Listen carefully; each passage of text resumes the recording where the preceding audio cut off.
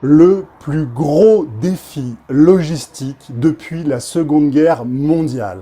Un effort herculéen. Eh ben, c'est comme ça que le Premier ministre britannique Boris Johnson, Bill Gates, ainsi que Big Pharma, représenté par 10 PDG des plus grands labos pharmaceutiques mondiaux, ont présenté la très grande campagne vaccinale en cours qu'ils préparaient hier en se réunissant tous ensemble pour préparer ça en 2021. C'était avec le Royaume-Uni. Ça, c'est très ironique et c'est très cynique, on va y revenir, parce que le Royaume-Uni prend la présidence du G7 à partir du 1er janvier. Et donc, nous avons là le cocktail complet, le G7, 10 PDG de grands groupes pharmaceutiques, et Bill Gates, le grand Bill Gates soi-même, monsieur vaccin de l'univers tout entier, se sont donc réunis pour savoir comment est-ce qu'ils allaient réussir à tous nous vacciner en un temps record grâce à cet effort herculéen et ce défi logistique le plus grand depuis la Seconde Guerre mondiale. Et la Seconde Guerre mondiale, c'était quand même pas mal. Chers amis, bonjour, ici Guy de Lafortelle, je rédige le service d'information économique et financière L'investisseur sans costume. C'est un service d'information sur lequel je publie généralement 3 à 4 fois par semaine. Un peu plus en ce moment avec ce magnifique scandale du vaccin qui nous tombe dessus. J'en suis à la 4e vidéo depuis le début de la semaine, tellement le truc est énorme et tellement il y a à dire. Je fais ces vidéos en partenariat avec un site d'information qui s'appelle Planète 360, et donc ça sera aussi publié chez eux. Je les en remercie. Alors si vous regardez cette vidéo chez moi, s'il vous plaît, abonnez-vous à la chaîne, partagez la vidéo, mettez-lui un pouce bleu et faites pareil chez Planète 360. C'est très important. Et avant de rentrer dans le fond de cette vidéo, je voudrais tout de même vous présenter mes petites excuses parce que j'habite en Suisse et qu'en Suisse, nous ne sommes pas confinés et donc nous sommes samedi et j'ai le droit, moi, d'aller passer une petite journée en montagne. Et avant de partir faire ma balade, on s'arrête quand même jamais de travailler complètement. J'enregistre cette vidéo, pardon pour le camion ou le tracteur qui passe derrière. Et voilà, bah oui, parce qu'en Suisse, on a compris qu'on pouvait quand même aller prendre l'air, se dépenser, faire du bien à son organisme, sans filer le virus à tout le monde et qu'on n'était pas obligé de rester enfermé chez soi. Voilà des gens un peu pragmatiques.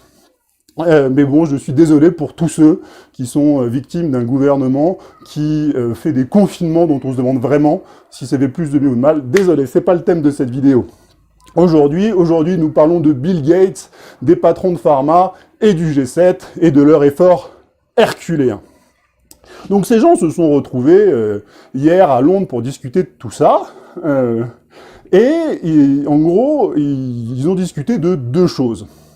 Ils ont tout d'abord discuté de tout le défi logistique, c'est-à-dire que Bill Gates a appelé à réviser entièrement toute la capacité de production des vaccins, c'est-à-dire qu'il va falloir construire des usines, il va falloir engager un capital absolument monumental pour pouvoir être en capacité de produire des milliards et des milliards de doses de vaccins, c'est effectivement monumental, et bien évidemment, ensuite, il s'agit de les distribuer, de distribuer ces vaccins partout dans le monde. Ça, c'est aussi un autre défi, puisque nous savons que les projets de vaccins de Pfizer, mais aussi de Moderna et d'autres, utilisent donc cette fameuse technologie révolutionnaire ARN, qui malheureusement est un petit peu sensible à la température et ne supporte pas le moindre petit bout de chaleur qui serait au-dessus de moins 70 degrés.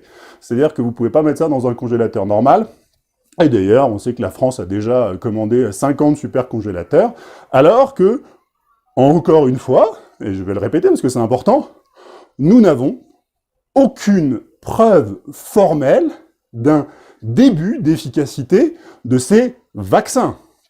Alors, je vais revenir dessus, comme je vous dis, c'est la 4e vidéo que je fais, mais je pense que c'est important, si vous n'avez pas vu les précédentes, de bien enfoncer le clou, parce que ça, c'est ce qui est connu de tous, si vous voulez, c'est que on a donc Albert Bourla, le patron de Pfizer, qui nous déclarait lundi qu'il avait un super vaccin qui était efficace dans plus de 90% des cas. Sauf que il n'a pas publié ses données, il n'a pas publié ses chiffres, ni son étude, ni rien du tout. D'ailleurs, sa phase 3, n'est même pas fini, il est même pas statistiquement valide, donc on ne sait même pas si, il n'est pas dans une zone de biais statistique et tout simplement de marge d'erreur. Deuxièmement, c'est efficace dans 90% des cas, mais on ne sait pas si c'est efficace pour les cas graves, c'est-à-dire pour les cas qui nécessitent une hospitalisation. Alors, c'est super, si c'est efficace pour les cas comme moi, qui suis resté 3 jours dans mon lit parce que j'ai eu le virus, bon, ok, c'est génial si ça m'empêche de passer 3 jours dans mon lit, mais bon, on n'a peut-être pas besoin de faire un effort herculéen et le plus gros défi logistique mondial pour m'éviter de passer 3 jours dans mon lit. Je suis désolé, merci Bill, hein, c'est super sympa, mais j'en ai pas besoin, c'est bon. En revanche, bien évidemment, pour les personnes à risque, les personnes qui se retrouvent à l'hôpital, là, ça c'est important. Mais on ne sait pas si ça marche pour ces personnes-là, on ne sait même pas si ça va diminuer le nombre d'hospitalisations, et encore moins le nombre de morts. Encore une fois, on n'en sait rien, hein, c'est ça le 90% d'efficacité. On ne sait pas ça, et on ne sait même pas si ce vaccin va limiter la propagation du virus, hein, ce qui, pareil, fait partie des choses qui nous intéresseraient un petit peu. Et dernière chose, on ne sait même pas dans quelle mesure ce vaccin va être efficace plus de quelques mois, peut-être 2-3 mois, et pour 2 raisons, c'est qu'on voit bien que les anticorps, même chez ceux qui ont eu le virus, s'affaiblissent au bout d'un certain temps, et on voit bien aussi qu'il y a de nouveaux variants qui arrivent. Donc en gros, on ne sait strictement rien de cette efficacité de ces projets de vaccins absolument révolutionnaires, et cela n'empêche pas tous ces gens de se retrouver hier à Londres pour mettre en place cet effort herculéen sur un truc qui en fait marche probablement pas très bien, voire pas du tout. Et attendez, il y a un truc qui marche pas très bien, hein, avant que tout de suite vous disiez, complotiste, gros méchant, gros... Non, c'est pas moi qui le dis, hein. C'est M. Gates lui-même qui dit, et il le dit, excusez-moi pour l'avion, à la guerre comme à la guerre, c'est Bill Gates qui dit lui-même que les premières générations de vaccins ne seront de toute manière probablement pas efficaces, et qu'il faudra attendre de nombreuses années avant d'avoir un super vaccin qui puisse réellement être efficace. Ça c'est Bill Gates qui le dit, si vous voulez, j'invente rien. Et donc ces gens-là sont en train de mettre en place un effort logistique monstrueux. Il faut entendre du fric de maboule pour un truc dont ils savent très bien eux-mêmes que ça marche pas. Et, bah ouais, mais il y a 2 choses là-dessus qu'il faut voir. Mais vous êtes bien gentil de vouloir engager ce fric de maboule, mais la première chose, c'est que est-ce que vraiment c'est la meilleure chose à faire? Est-ce qu'on pourrait peut-être avoir une discussion? Vous avez quelqu'un comme le professeur Raoult qui trouve que éventuellement il est plus efficace de mettre tout cet argent dans nos structures de soins pour rénover nos hôpitaux, pour mettre notre personnel de santé dans des bonnes conditions de travail, pour qu'il ne soit pas poussé à bout, à l'épuisement, à la grève, et que peut-être régénérer notre infrastructure de soins qui en a plus que besoin serait plus efficace que cette espèce de course à la chimère du vaccin. Sauf que, bien évidemment, un vaccin, ça représente des quantités astronomiques d'investissement et de profit pour des grands groupes internationaux. Alors que, ben oui, investir dans des hôpitaux, investir dans de la formation et bien s'occuper de son personnel de santé, ben ça fait pas de profit. Ça, qu'est-ce que ça fait? Ça fait quelque chose qu'on appelle les biens communs. C'est nos infrastructures à nous, que l'on partage tous ensemble pour vivre un peu mieux tous ensemble. C'est sûr qu'on vit mieux avec un hôpital que sans hôpital. Mais ça, non, ça fait pas de profit, et du coup, ben non, ça les intéresse pas. Et que on n'essaye même pas, du coup, il n'y a même pas cette discussion. Moi, je n'ai jamais vu nulle part la discussion de savoir comment est-ce qu'il fallait arbitrer l'argent qu'on avait dépensé, et comment est-ce qu'on allait arbitrer entre le vaccin ou les hôpitaux. Alors, bien évidemment, je suis sûr que si vous commencez à dire ça, ils vont vous dire, mais il ne s'agit pas d'arbitrer, on va mettre l'argent partout. Sauf que ce n'est pas ce qui se passe. Hein, depuis bientôt 9 mois que cette épidémie a commencé, je suis désolé, est-ce qu'on a repris à bras-le-corps notre système de santé qui va à volo? Non. En revanche, est-ce qu'on prépare l'effort herculéen du vaccin? Oui. Donc je suis désolé, l'argument qui dit qu'il faut pas choisir, il faut tout faire, les gars, faites-le dans ces cas-là. Donc voilà, et alors ce qui est très intéressant, c'est que ces gens nous disent que pour réussir cet effort incroyable, il est très important qu'on s'y mette tous ensemble. Le monde entier. Il faut que ce soit un effort global, complet. Il faut que tous ensemble, on regarde dans la même direction pour pouvoir atteindre cet objectif de vaincre le virus. C'est magnifique, c'est beau, c'est hollywoodien, c'est splendide, j'ai envie de pleurer. Et si on faisait ça? Si on faisait cette très belle idée qui nous propose? Ben en fait, vous avez un pays comme la Suède, qu'on n'a plus. Si la Suède fait comme tout le monde. Et du coup, on peut pas se rendre compte que, en fait, la stratégie suédoise, qui est critiquable à d'autres égards, n'est pas inintéressante, et qu'elle donne en tout cas des données, qu'elle donne de quoi réfléchir, et qu'elle nous permet de nous rendre compte qu'il y a probablement une immunité collective qui se met en place. C'est quelque chose qu'on voit aussi en Île-de-France et dans l'Est de la France, qui ont été les régions les plus précocement touchées, les plus fortement touchées par le virus, et que, ben en fait, peut-être bien que plutôt que de vouloir absolument trouver un vaccin comme des dingues, eh bien l'immunité collective naturelle va être plus efficace, plus rapide, et sans effet secondaire, et sans prise de tête de ma boule. Alors, on n'en sait rien, faut voir, mais en tout cas, si vous voulez, ce qui est certain, c'est que la science, la recherche scientifique, n'a jamais été un truc dans lequel il faut que tout le monde fasse la même chose, regarde dans la même direction et fasse la même chose. Non, on le sait bien, la science progresse avec des combats et avec des gens qui se confrontent, si possible de manière respectueuse, mais c'est une arène de combat, la science. C'est pas, mais même dans la vie de tous les jours, si vous voulez aller vous pousser vous-même au maximum de vos capacités, bah ça va marcher beaucoup mieux si vous avez un contradicteur en face de vous. C'est vrai pour tout, c'est même pas vrai que pour la science. Si vous voulez, moi, tous les gens qui m'apportent la contradiction à ces vidéos m'aident énormément, m'obligent à être chaque jour un peu meilleur et apporter une meilleure vidéo. Et si j'écoutais pas mes contradicteurs, si je faisais un gros bras d'honneur à mes contradicteurs, je ne progresserais pas. Mais ces gens-là, aujourd'hui, ce qu'ils veulent, c'est du monopole, ils ne veulent pas de contradiction. Eh bien ça, je suis désolé, ce n'est pas une approche scientifique, c'est une approche propagandaire. Et le mot propagande est très important, et on va y revenir, parce que ces gens-là font de la propagande. Quand ils se sont retrouvés hier, ils ne se sont pas retrouvés pour faire un grand plan ils ne sont pas retrouvés pour faire... ils se sont retrouvés pour faire de la propagande, c'est tout, c'est comme ça, voilà. Parce que, bien évidemment, après le défi logistique, vous avez le défi de l'acceptation par les populations, ce que le gentil Bill Gates appelle l'hésitation vaccinale. Il faut combattre l'hésitation vaccinale. Alors là, hier, c'était un truc, c'était le très officiel. Alors, on emploie des mots gentils, on parle d'hésitation vaccinale, on parle pas de laboratoire pharmaceutique non plus, on parle des groupes de sciences de la vie. C'est tellement plus beau, parce que Labo Pharma, ça fait quand même, ça fait Big Pharma, ça fait des gros scandales depuis une bonne 50aine d'années, mais les sciences de la vie, c'est beaucoup plus beau. Et puis l'hésitation vaccinale, bah oui, c'est des gens, les pauvres, ils hésitent, ils savent pas très bien, mais on va les aider. Bon, en vrai, des gens comme moi, je pense qu'ils nous traitent d'anti-vax, ce qui est, d'ailleurs, me révolte absolument. Je ne suis pas anti-vax, bien évidemment. Et puis, qui sont-ils, d'abord, pour dire qu'il y a que des gens qui sont contre tous les vaccins et des gens qui sont pour les vaccins? C'est totalement faux. Je suis contre les vaccins qui ne marchent pas. Très différent. Et jusqu'à présent, il est absolument évident qu'il n'y a pas un début de preuve de l'efficacité de ces vaccins.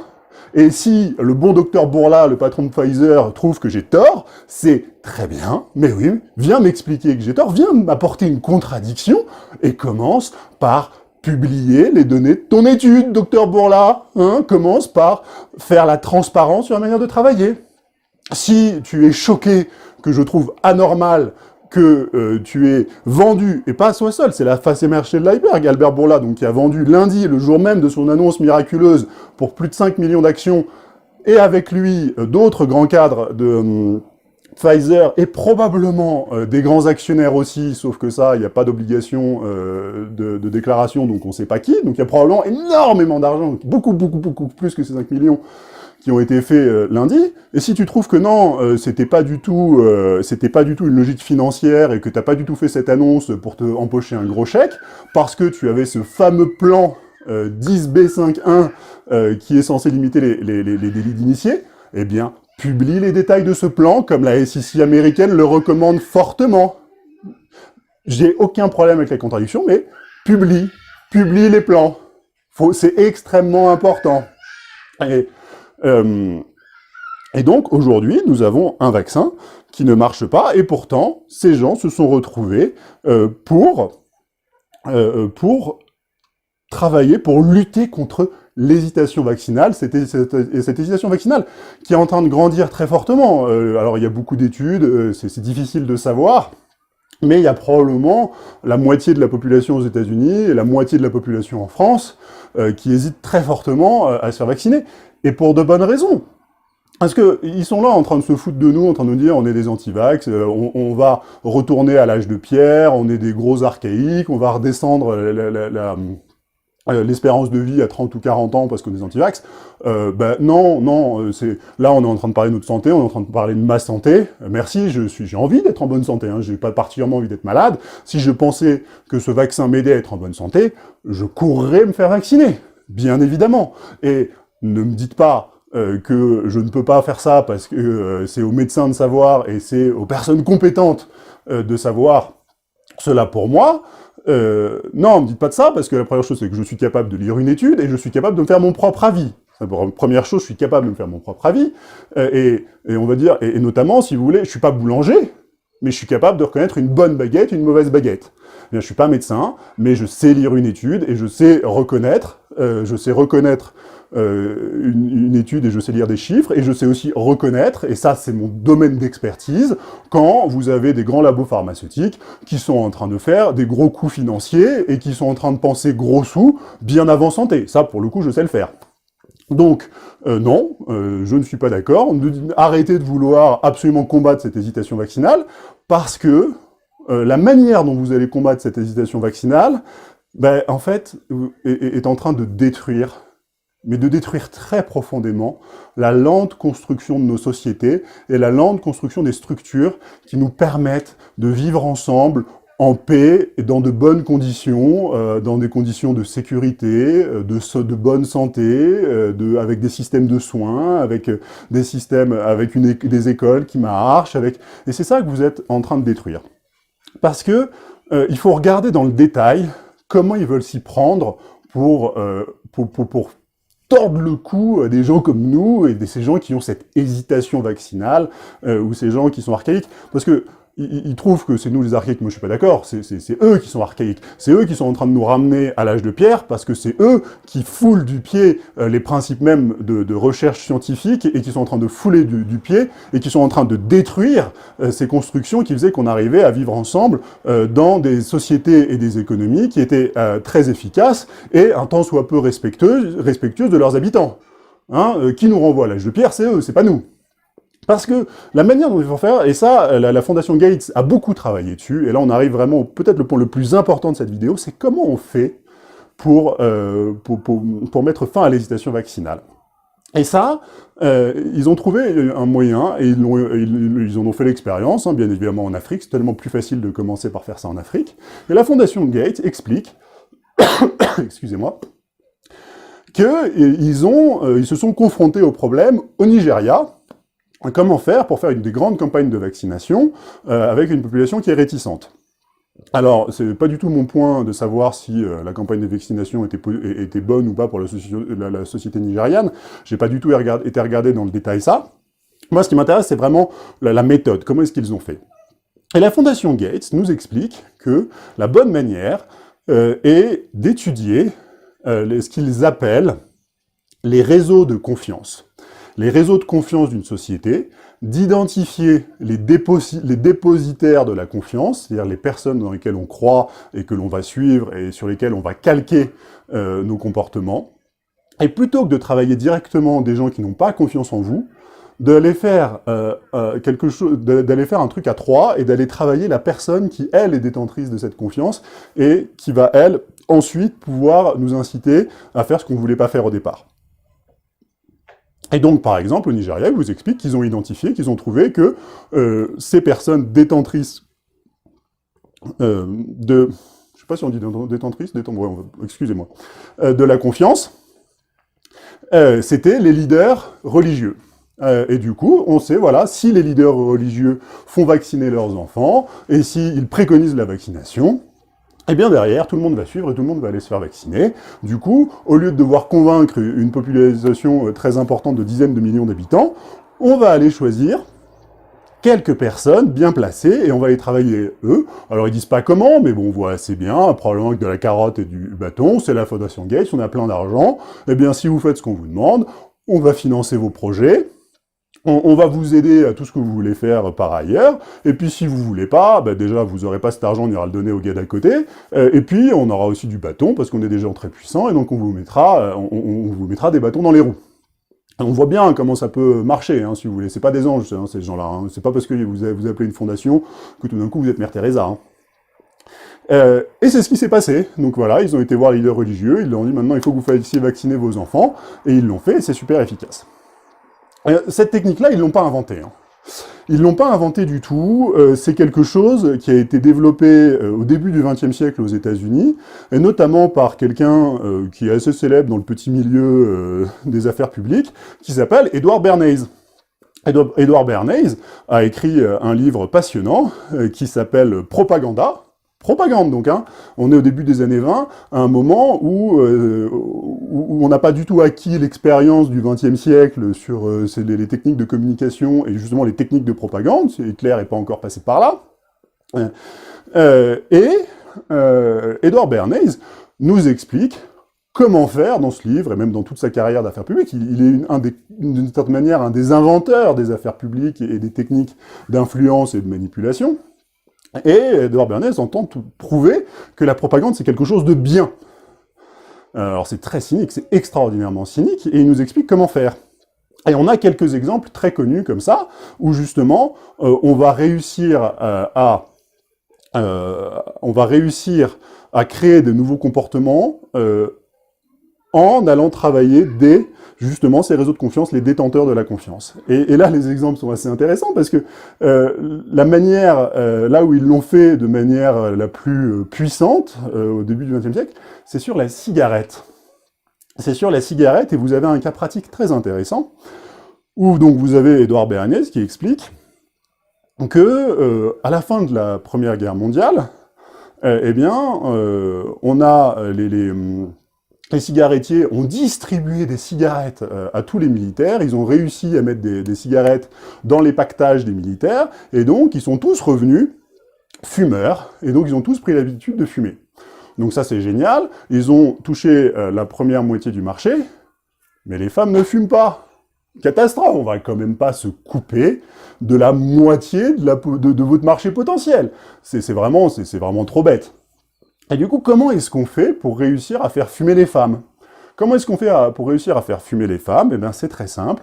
On va faire fumer les gens que les femmes admirent. Et à cette époque-là, dans les années 20, qu'est-ce que c'est? Ce sont les suffragettes.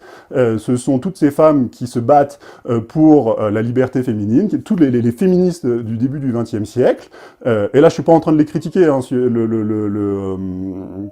si vous voulez, on est dans les années 20, on est à une époque où on n'est pas du tout conscient de ce genre d'enjeu-là, enfin, quelqu'un comme Edward Bernays l'est. D'ailleurs, pour la petite histoire, Edward Bernays est le neveu de Freud. On est en plein dans les mécanismes d'inconscient et d'influence et de manipulation. Et donc, ce qu'on va faire, c'est qu'on va aller voir ces suffragettes, et on va aller leur mettre la clope au bec. Et puis quand elles vont faire on va bien évidemment les aider, c'est toujours pareil, hein, si on va vous financer vos actions, on va vous financer vos associations, on va financer vos combats, puis on vous demande juste, quand vous défilez la clope au bec, et puis vous avez la grande photo ensuite qui paraît dans le New York Times et ailleurs, et puis là tout d'un coup on voit ces femmes qui fument, et puis bah, vous allez 100 ans plus tard, et 100 ans plus tard, qu'est-ce que vous avez? Bah, vous avez vous avez autant de femmes qui fument que les hommes, même plus aujourd'hui, et vous avez l'énorme problème de santé publique, et voilà. Et donc, ce qu'il faut bien voir, c'est que ça a servi à ça, mais on a aussi ça chez les médecins, à la fin, après la Seconde Guerre mondiale, quand les grands cigarettiers faisaient fumer des médecins, et qu'on faisait des grandes pages de publicité où les médecins vous disaient que la cigarette Lucky Strike était meilleure, était plus douce, et qu'elle me faisait moins mal. Faut pas oublier quand même que vous avez des générations de médecins qui sont passés devant des caméras pour expliquer que la cigarette c'était vachement bien. Alors tout ça, oui, non mais c'était avant, hein, c'était à un moment où tous ces gens-là c'était presque un temps obscurantiste. Non, mais ça n'a pas changé en fait. Et donc, bien évidemment, la technique en soi, vous pouvez l'utiliser pour faire de bonnes choses ou des mauvaises choses. Là, on est vraiment sur la technique, on n'est pas sur la finalité. Ce que je veux dire, c'est que cette technique de la Fondation Gates de dire on va aller travailler les leaders et les détenteurs des réseaux de confiance, c'est quelque chose qui a été à l'origine des plus grands scandales du XXe siècle. C'est quelque chose de monumental c'est extrêmement dangereux. On ne joue pas avec ça sans derrière créer des problèmes que vous allez traîner sur 100 ans. Que vous allez traîner sur même plus de 100 ans. Aujourd'hui, les gens qui ont utilisé ces techniques de manipulation dans les années 20, on en paye encore le prix aujourd'hui. On ne joue pas avec ça impunément. C'est extrêmement grave, c'est extrêmement sérieux. Alors bien évidemment, ces gens sont très intelligents, et disent « Ah mais oui, mais nous on a compris un truc que vous n'avez pas compris, tant pis pour vous, hein, vous aviez qu'à vous saisir de ces réseaux de confiance, et vous n'aviez qu'à les utiliser à votre avantage à vous, voilà, c'est comme ça, la nature est ainsi, c'est la guerre de tous contre tous, et c'est votre problème, tant pis pour vous, allez crever ». C'est un peu ça, je pense qu'au fond c'est ce que ces gens pensent. Et ils vont dire « Vous aviez qu'à, vous êtes trop cons ». Hein, nous, on est très intelligents, nous, on a compris comment ça fonctionnait, on a compris comment tout ça, eh bien, tant mieux pour nous, tant pis pour vous. Et puis vous, vous êtes bêtes et nous, on est intelligents. Ouais, mais sauf que non, c'est pas du tout comme ça que ça marche. C'est pas du tout comme ça que ça marche, parce que là, ce qui est en train de se passer, moi, je pense que c'est peut-être même l'inverse à ce stade. Parce qu'à ce stade, nous, on est en train de comprendre que quand on sait très très bien que quand vous détruisez ces réseaux de confiance, quand vous détruisez cette structure même qui fait que nos sociétés tiennent debout, ben vous apportez le chaos. Vous apportez le chaos, vous apportez la défiance généralisée de tous contre tous, vous apportez l'Amérique aujourd'hui qui est incapable de voter et qui est incapable de faire fonctionner sa démocratie correctement, ou qui est au bord de l'implosion, au bord de la guerre civile. Ça va arriver chez nous, et puis c'est la guerre civile qui vient, et après la guerre civile qui vient, c'est la guerre conventionnelle. C'est la guerre conventionnelle parce que vous détruisez ces infrastructures qui se sont construites très lentement et vous les détournez pour du profit privé. C'est absolument dégueulasse, c'est ignoble. On ne fait pas des choses comme ça. Et c'est un truc à vous dégoûter de vous-même. Et d'ailleurs, je voudrais finir là-dessus, c'est absolument soviétique comme méthode, et il faut bien voir que la manière dont l'Union soviétique s'est effondrée, l'Union soviétique s'est pas effondrée parce que vous avez eu des grandes manifestations et parce que les peuples se sont réveillés, il y a probablement un peu de ça, mais je pense que plus important, l'Union soviétique s'est effondrée parce que l'intelligentsia moscovite s'est dégoûtée d'elle-même. C'est dégoûté d'elle-même, et qu'à la fin, ils ont juste laissé tomber tellement ils étaient dégoûtés d'eux-mêmes. Alors j'espère que ces gens, qui au fond savent bien ce qu'ils sont en train de faire, hein. Ils savent bien le mal qu'ils font, ils savent bien le chaos qu'ils apportent. Il y a un moment, vous allez être dégoûtés de vous-même, les gars, et j'espère que ça arrivera un peu plus vite qu'un peu plus tard, parce que c'est très grave. Ce que vous faites aujourd'hui, en détruisant ces réseaux de confiance, encore une fois, qui est un truc qu'on fait depuis 100 ans au moins, mais qu'on est en train de porter à son paroxysme. On est éventuellement en train de donner un coup de grâce, là.